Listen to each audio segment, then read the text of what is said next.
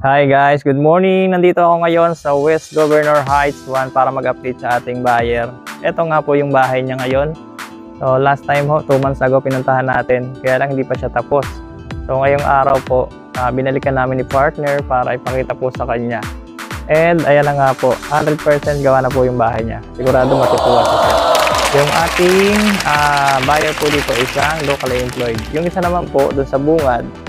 So mamaya, pasilip din natin mamaya. Gawa na rin po siya. So 2 units po yung ating i-update ngayon dito. Tara, pasok tayo. So yun nga po, West Governor Heights. Location po nito sa Barangay Cabuco. Dito po sa 13 Martires, Cavite. Malapit po sa bayan ng 13. 5 minutes lang. Sa ngayon po, marami pang mga available units dito. Kung gusto niyo po ay RFO. Ibig sabihin, mga gawa na po yung bahay. Meron din naman tayo mga pre-selling. Ibig sabihin, lupa pa lang siya. Gagawin pa lang siya. Kaya yung down payment ay up to 15 months to, ayan, pasok tayo dito. Ito yung turnover po natin. Tanggalin natin yung shoes kasi malinis to eh. Yan, ganito po yung turnover ng ating West Governor Heights 1 Harriet model. So sa mga gusto pong mag-avail, may marami pong available dito. Naikutan po yung kabilang gilid. Tapos naka-attach tong kabila. Ayan, mabilisan lang tayo. At sine-check lang natin para pag nag-check si buyer, okay na yung unit niya. So, gano'n naman po yung ginagawa natin.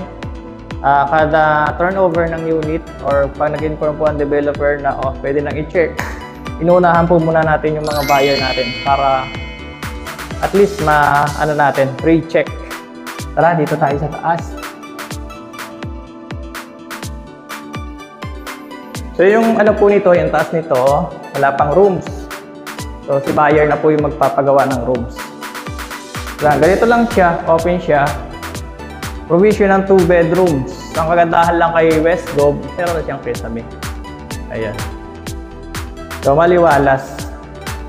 So mamaya doon sa kabila, ipapakita natin sa inyo kung paano lagyan ng rooms kasi may gawa na doon sa kabila eh. So tara, doon tayo sa kabila.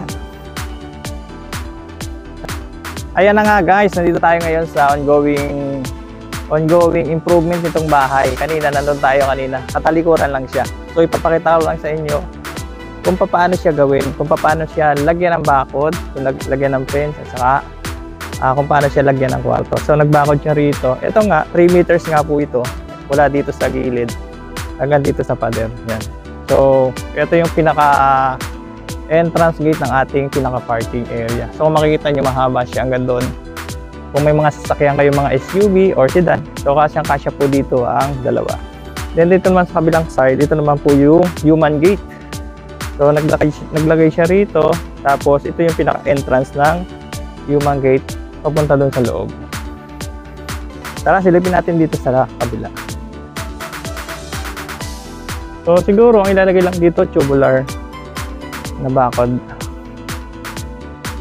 Tapos ito, yung pinaka-pader. Ayan, malawak yung likod nito. Nasa 2.5 meters yung likuran niya. So, base kay sir, ang gagawin dito ay parang slab yata.